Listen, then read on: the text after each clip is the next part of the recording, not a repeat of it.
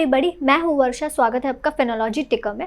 आज हम बात करेंगे प्रमोटर होल्डिंग के बारे में। प्रमोटर होल्डिंग क्या होती है एंड हम कुछ रियल कंपनीज की एग्जांपल्स भी देखेंगे जहाँ पर अच्छी प्रमोटर होल्डिंग क्या कहलाती है और बुरी प्रमोटर होल्डिंग क्या होती है और उसके कॉन्सिक्वेंसेस क्या होते हैं, हम इसकी बात करेंगे।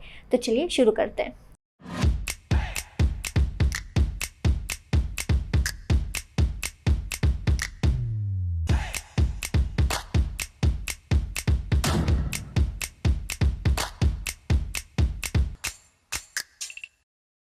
अब नॉर्मली जब भी आप कंपनीज खरीदते हैं या फॉर दैट मैटर जब भी आप रिसर्च करते हैं और आप किसी से भी पूछते हैं कि जब आप कंपनी रिसर्च करते हैं तो क्या देखना चाहिए, तो नॉर्मली आपको यही आंसर मिलता है कि आप बिजनेस मॉडल देखिए, आप ग्रोथ प्रॉस्पेक्ट्स देखिए, फाइनेंशियल नंबर्स देखिए, रिस्क देखिए, विच इज़ करेक्ट, ये गलत नहीं है। लेकिन एक और इम्पॉर्टेंट चीज़ जो हमने देखनी चाहिए दैट इज़ प्रमोटर होल्डिंग। इसको नॉर्मली लोग नहीं देखते हैं ना। प्रमोटर होल्डिंग का मतलब क्या होता है? पहले तो प्रमोटर क्या होता है कि मान लो जिसने भी बिजनेस शुरू किया वो उसका प्रमोटर कहलाएगा। एंड प्रमोटर होल्डिंग का मतलब ये होता है कि उस प्रमोटर की उस बिजनेस में कितने % की हिस्सेदारी है। ठीक है, अब नॉर्मली अगर मेरा बिजनेस है, मैंने स्टार्ट किया है, तो मेरी प्रमोटर होल्डिंग ज़्यादा होगी, मतलब मेरी उस बिज़नेस में हिस्सेदारी ज़्यादा होगी। सो अब ऐसे केस में अब ये सही भी है, क्योंकि अगर कोई बिज़नेस में आप इन्वेस्ट कर रहे हो तो आप ये देखोगे कि उस बिज़नेस की प्रमोटर होल्डिंग ज़्यादा होनी चाहिए। क्यों? एक चीज़ तो ये हो जाती है क्योंकि मैं उस बिज़नेस को चला रही हूँ, मैंने उस बिज़नेस को फॉर्म किया है, तो ऐसे केस में मुझे उस बिज़नेस के बारे में बहुत ज़्यादा पता है और उस बिज़नेस को आगे कैसे लेके जाना है ये मैं तय करूँगी और मुझे उसके बारे में ज़्यादा समझ में आता है क्योंकि मैं वो बिज़नेस कर रही हूँ, डे टू डे बिज़नेस में कर रही हूँ और मुझे समझ आए कि इंडस्ट्री में क्या चल रहा है, आगे ग्रोथ प्रॉस्पेक्ट्स उस कंपनी के कैसे हो सकते हैं। तो इसके वजह से उस कंपनी के जो भी डिसीजंस होंगे वो मैं एज अ प्रमोटर लूँगी, जिसके लिए मेरी जो उसमें हिस्सेदारी है, शेयर होल्डिंग है, वो ज़्यादा होनी चाहिए।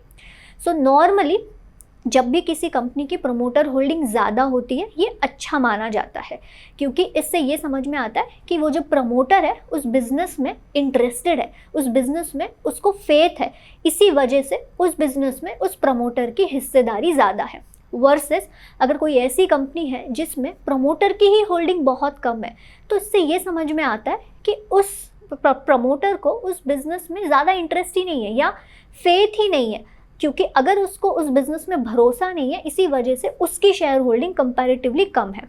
सो this is actually known as promoter holding. और इसमें एक और चीज़ ये देखी जाती है, मतलब नॉर्मली क्या ये अज्यूम किया जाता है, क्योंकि अगर उस प्रमोटर की उस बिज़नेस में ज़्यादा % है तो इसका मतलब ये भी होता है, मतलब इसको आप ऐसे भी समझ सकते हो कि एक्चुअली दिस इज़ जो ज़्यादा promoter holding is incentive for that promoter.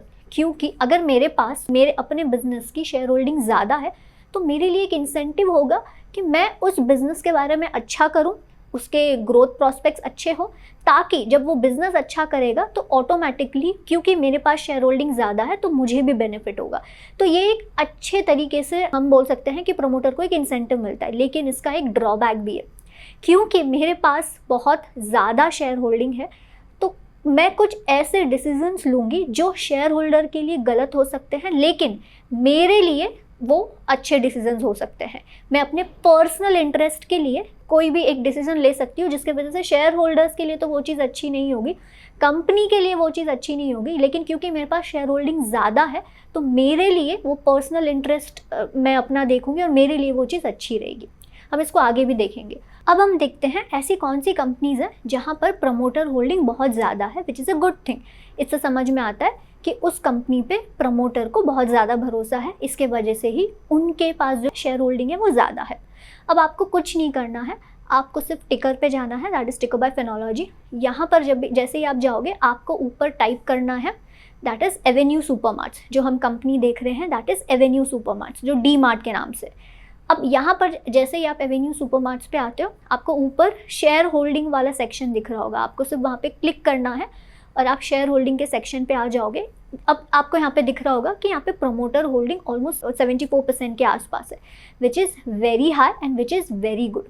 इससे समझ में आता है कि जो प्रमोटर है उनको अपनी कंपनी पे बहुत ज़्यादा भरोसा है। डी मार्ट के बारे में तो आप जानते हैं, बहुत अच्छी कंपनी है और इसका मैनेजमेंट भी बहुत अच्छा है। अब हम बात करते हैं बैड प्रमोटर होल्डिंग। सो ऐसे केस में जो सत्यम कंप्यूटर्स का केस हुआ था, उसमें जो रामलिंगा राजू थे, उन्होंने बहुत एक स्कैम किया था, अकाउंटिंग फ्रॉड किया था, और जब ये स्कैम बाहर आया तो उनके प्रमोटर होल्डिंग पे काफ़ी सीरियस क्वेश्चंस रेज किए गए थे।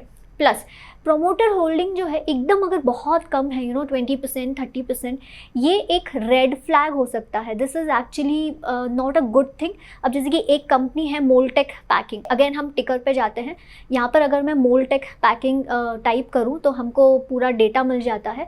यहाँ पर अगर आप शेयर होल्डिंग के सेक्शन में जाओगे तो यहाँ पर आप देखोगे जो मोल्टेक पैकिंग है उनकी प्रमोटर होल्डिंग इज़ अराउंड 34-35%। मैं ये नहीं कह रही कि ये कंपनी फ्रॉड करेगी या कंपनी आगे जाके कुछ बुरा करेगी, नहीं, but this is one of the risk कि यहाँ पर, या एक रेड फ्लैग बोल सकते हो कि यहाँ पे प्रमोटर होल्डिंग बहुत कम है। 34-35% is very low promoter holding, ठीक है। सो टेक्निकली अच्छी प्रमोटर होल्डिंग क्या हो सकती है कि 60% या 60% के अबाव वाली जो भी परसेंटेज होता है, that is consider to be a good promoter holding. अब जब हमने एग्जाम्पल्स देखें, इससे क्या समझ में आ रहा है? इससे हमको इम्पॉर्टेंस ऑफ प्रमोटर होल्डिंग समझ में आ रहा है कि प्रमोटर होल्डिंग जो है काफ़ी इंपॉर्टेंट है। अगर promoter holding is high, that is 60%, 70%, ये अच्छी बात है। कब? जो प्रमोटर है वो कंपनी का लॉन्ग टर्म इंटरेस्ट देख रहा है, मतलब कंपनी के हित में है, कंपनी के इंटरेस्ट देख रहा है, ना कि अपना पर्सनल इंटरेस्ट, तब high promoter holding is very good. लेकिन यही जो हाई प्रमोटर होल्डिंग है ये डबल एज स्वॉर्ड भी हो सकता है। एक तरफ तो अच्छी चीज़ है क्योंकि कंपनी के प्रमोटर के पास ज़्यादा होल्डिंग है और प्रमोटर अच्छी मैनेजमेंट है, मतलब प्रमोटर अच्छा है और वो बिजनेस को, कंपनी को आगे अच्छे से मैनेज करेगा और वो कंपनी के हित में है, कंपनी के लॉन्ग टर्म ग्रोथ प्रोस्पेक्ट्स के बारे में सोच रहा है, कंपनी के इंटरेस्ट के बारे में सोच रहा है, तब तो high promoter holding is good. लेकिन अगर कोई ऐसा प्रमोटर है जो सिर्फ अपने पर्सनल इंटरेस्ट के बारे में ही सोच रहा है, ना कि कंपनी के इंटरेस्ट के बारे में, ऐसे केस में high promoter holding will actually be bad, क्योंकि उसको उस कंपनी पे सिर्फ कंट्रोल करना है, सिर्फ इन्फ्लुएंस करना है और उसको अपने पर्सनल इंटरेस्ट के लिए ही वो हाई प्रमोटर होल्डिंग उसके पास है। तो ऐसे केस में high promoter holding is bad. अब कैसे समझ में आएगा कि प्रमोटर होल्डिंग हाई अच्छी है या लो बुरी है? तो यहाँ पर हमको ये समझना है कि मैनेजमेंट कैसा है किसी भी कंपनी का। जब आप मैनेजमेंट के बारे में समझ जाओगे तब आपको समझ में आ जाएगा कि मैनेजमेंट क्या बिजनेस के हित में है, क्या बिजनेस के लिए, बिजनेस के लॉन्ग टर्म में इंटरेस्टेड है। तो अब इसको समझने के लिए हमें ये समझना पड़ेगा कि हम कैसे आइडेंटिफाई करें कि मैनेजमेंट अच्छा है या बुरा है। तो बहुत ही सिंपल तरीका है, आपको क्वेस्ट पे जाना है, क्वेस्ट बाय फिनोलॉजी। यहाँ पर आप देख सकते हैं, यहाँ पे हमारे अलग अलग कोर्सेज हैं। तो यहाँ पर एक कोर्स है analysing the minds behind a company. So यहाँ पर हमने क्या सिखाया है एक्चुअल में, तो importance of management in a company. Then हमने टेक्निकली अगर आप देखोगे कोई भी कंपनी की ग्रोथ इस पर डिपेंड करती है कि मैनेजमेंट कैसे उस कंपनी के बारे में सोच रहा है। तो इसमें ये भी हमने बात की है कि how a company's growth depends on management. Then promoter का बैकग्राउंड आपने कैसे एनालाइज करना है, क्योंकि एनी हाउ आपको तो ये देखना है कि मैनेजमेंट अच्छा है या बुरा है, ताकि आप ये समझ पाओ कि हाई प्रमोटर होल्डिंग जो है वो कंपनी के इंटरेस्ट में है। तो उसके लिए आपको ये जानना पड़ेगा कि प्रमोटर का बैकग्राउंड कैसा है। तो इस कोर्स में हमने इसकी भी बात की है। देन आपको ये भी दैन देना है कि कोई भी कंपनी को आप कैसे आइडेंटिफाई करें जिस कंपनी का मैनेजमेंट बुरा है, तो वो भी हमने इस कोर्स में इंक्लूड किया है। तो that is how to identify companies with bad management. तो ये सारी चीज़ें आपको इस कोर्स में मिल जाएगी, जहाँ पे आप मैनेजमेंट को एक्चुअली परख सकते हो कि मैनेजमेंट अच्छी है या बुरी है। नीचे अगर आप देखोगे आपको सिर्फ क्या करना है, आपको सिर्फ जाना है एंड यहाँ पर स्टार्ट लर्निंग पे क्लिक करना है, यहाँ से शुरू हो जाएगा आपका लेक्चर। तो इस तरह आप फाइंड आउट कर सकते हैं कि कोई भी कंपनी का मैनेजमेंट अच्छा है या बुरा है। और इस कोर्स की लिंक हमने इस डिस्क्रिप्शन पे दे दी है। अब बात करते हैं टाइप्स ऑफ प्रमोटर होल्डिंग। एक होता है एक्टिव प्रमोटर होल्डिंग, एक होता है passive promoter holding. Active promoter holding मतलब प्रमोटर जो बिजनेस में इन्वॉल्व है, in day to day operations में इन्वॉल्व है, मतलब वो प्रमोटर एक्चुअली बिजनेस चला रहा है। तो ऐसे केस में उसके डिसीजंस बहुत अफेक्ट कर सकते हैं कंपनी के फाइनेंशियल या कंपनी के आगे ग्रोथ प्रॉस्पेक्ट्स को। सेकंड होता है passive promoter holding. Passive promoter holding में प्रमोटर के पास ज़्यादा परसेंटेज तो होते हैं लेकिन वो एक्टिवली इन्वॉल्व नहीं है। जैसे एक्टिव प्रमोटर होल्डिंग में हमने देखा कि जो प्रमोटर है वो एक्टिवली इन्वॉल्व होता है बिजनेस में। जैसे फॉर एग्जांपल अगर मैं एक्टिव प्रमोटर होल्डिंग का एग्जांपल लूँ तो मुकेश अंबानी, तो ऐसे केस में मुकेश अंबानी के पास ज़्यादा शेयर होल्डिंग है रिलायंस की, और ऐसे केस में उन्होंने, आज आप देखोगे तो रिलायंस एक बहुत बड़ी कंपनी है, तो क्योंकि वो एक्टिवली बिजनेस में इन्वॉल्व थे और उन्होंने बिजनेस को बहुत आगे बढ़ाया। वर्सेस पैसिव प्रमोटर होल्डिंग में जैसा मैं कह रही थी कि यहाँ पर प्रमोटर की तो शेयर होल्डिंग है लेकिन वो डे टू डे बिजनेस में डायरेक्टली इन्वॉल्व नहीं है। फॉर एग्जाम्पल अगर आप अजिम प्रेम जी देखेंगे जो विप्रो के फाउंडर है, उनके पास विप्रो की शेयर होल्डिंग तो बहुत ज़्यादा है लेकिन वो डे टू डे ऑपरेशंस में इन्वॉल्व नहीं होते, लेकिन फिर भी उनके डिसीजंस और उनकी स्ट्रैटेजीज कंपनी को आगे ले जा सकती है, मतलब उनके डिसीजंस और स्ट्रैटेजीज कंपनीज को अफेक्ट करती हैं। नेक्स्ट है प्रमोटर प्लेजिंग। अब यहाँ पर सिंपल कॉन्सेप्ट है, प्रमोटर्स क्या करते हैं, अगर उनको शॉर्ट टर्म लिक्विडिटी के लिए अपने पास पैसे चाहिए तो वो अपने शेयर्स को प्लेज रखते हैं, मतलब अपने शेयर्स को गिरवी रखते हैं। सो ऐसे केस में सिंपल कॉन्सेप्ट है, अगर मैं प्रमोटर हूँ, मेरे पास शेयर्स है तो और मुझे पैसों की ज़रूरत है तो मैं अपने शेयर्स गिरवी रख के पैसे लूँगी लेंडर्स से।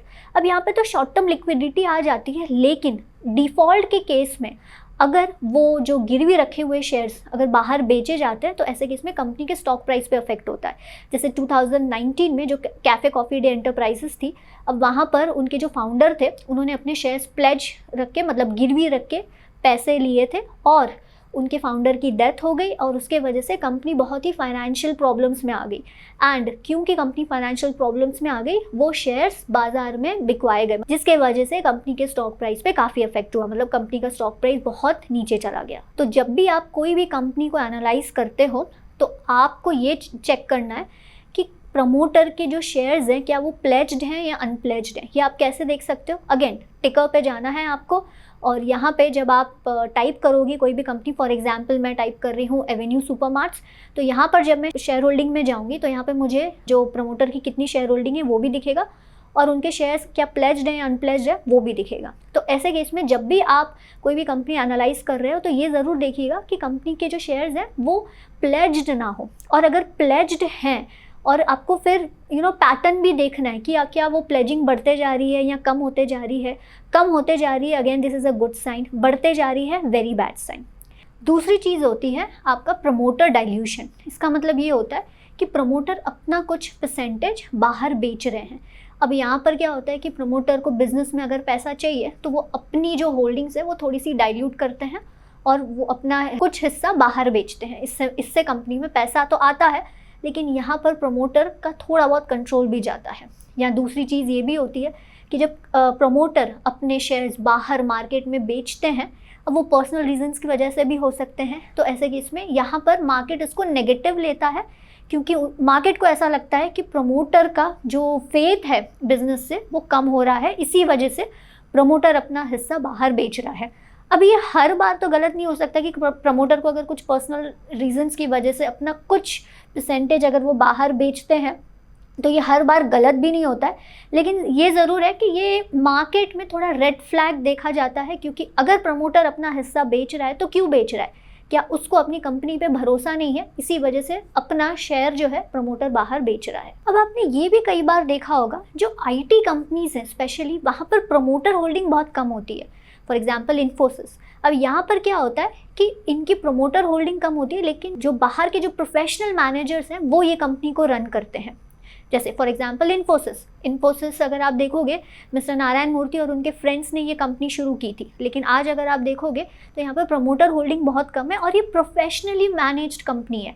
मतलब नारायण मूर्ति एक्टिवली यहाँ पे इन्वॉल्व नहीं है, यहाँ पर जो दूसरे जो मैनेजमेंट है, पूरा जो बोर्ड ऑफ डायरेक्टर्स हो गए, मैनेजमेंट हो गया, जो प्रोफेशनल मैनेजमेंट हो गए या जो प्रोफेशनल मैनेजर्स हो गए, वो ये कंपनी को संभालते हैं। अब ये इन केस में ये जो प्रोफेशनली मैनेज कंपनीज होती हैं, यहाँ पर जो प्रमोटर होते हैं वो एक्टिवली इन्वॉल्व नहीं होते, वो पैसिवली इन्वॉल्व होते हैं और ऐसे केस में जो मैनेजमेंट है, जो प्रोफेशनल मैनेजमेंट है, वो ये कंपनीज को संभालती है।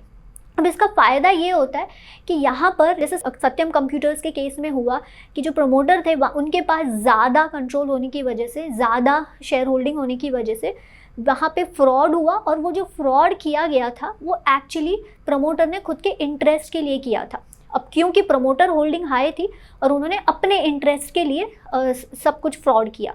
लेकिन यहाँ पर जब जो भी प्रोफेशनली मैनेज कंपनीज होती है, यहाँ पर फ्रॉड के चांसेस कम हो जाते हैं, अच्छी कॉर्पोरेट गवर्नेंस के चांसेस बढ़ जाते हैं, देन ट्रांसपेरेंसी होती है। और ये भी देखा गया है कि क्योंकि प्रोफेशनली मैनेज्ड कंपनीज है तो यहाँ पर सत्यम जैसे केसेस नहीं होंगे, क्योंकि यहाँ पर प्रमोटर खुद के इंटरेस्ट के लिए कोई भी चीज़ नहीं करेगा, क्योंकि these companies are run by professional managers. ठीक है, ये एक अच्छी चीज़ होगी। जैसे मैंने कहा, कॉर्पोरेट गवर्नेंस, ट्रांसपेरेंसी, और इवन यहाँ पर ये भी देखा गया कि जैसे आईटी कंपनीज में, क्योंकि प्रोफेशनली रन कंपनीज है, तो यहाँ पर जो ग्रोथ है बहुत अच्छी हुई है एज़ कम्पेयर टू कंपनीज जहाँ पर सोलली प्रमोटर का इन्वॉल्वमेंट है। ये भी एक रीज़न हो गया। देन लेकिन इसका ड्रॉबैक ये भी होता है कि क्योंकि ये प्रोफेशनली मैनेज्ड कंपनीज हैं तो यहाँ पर डिसीजंस बहुत स्लो होते हैं, क्योंकि यहाँ पर एक प्रमोटर नहीं है जो ये डिसीजन ले रहा है। तो ऐसे वजह से यहाँ पर क्योंकि प्रोफेशनली मैनेज्ड कंपनीज है तो यहाँ पे जो डिसीजन मेकिंग होता है वो स्लो हो जाता है। ये एक चीज़ हो गई। सेकेंड चीज़ ये हो गई कि क्योंकि ये प्रोफेशनली मैनेज कंपनीज है तो यहाँ पर जो फीस है वो ज़्यादा होती है, स्टॉक ऑप्शंस ज़्यादा दिए जाते हैं, सो इसके वजह से फाइनेंशियल्स पे थोड़ा डेंट पड़ सकता है। सो आज हमने देखा कि प्रमोटर होल्डिंग क्या होती है, एंड अच्छी promoter holding, high promoter holding हमेशा ज़रूरी नहीं है कि ये अच्छी चीज़ हो, ये डबल एज स्वॉर्ड है। उसके लिए आपको मैनेजमेंट जानना बहुत ज़रूरी है, प्रमोटर की हिस्ट्री जानना बहुत ज़रूरी है, जिसके लिए हमने जो वीडियो में कोर्स रेकमेंड किया है आप वो ज़रूर देखिएगा, उससे आपको बहुत मदद मिलेगी। उम्मीद करती हूँ आपको ये वीडियो अच्छा लगा होगा। अगर हाँ तो प्लीज़ इस चैनल को सब्सक्राइब कीजिएगा, वीडियो को लाइक और शेयर ज़रूर कीजिएगा। हम मिलेंगे नेक्स्ट वीडियो में, तब तक के लिए अपना ख्याल रखिए। जय हिंद।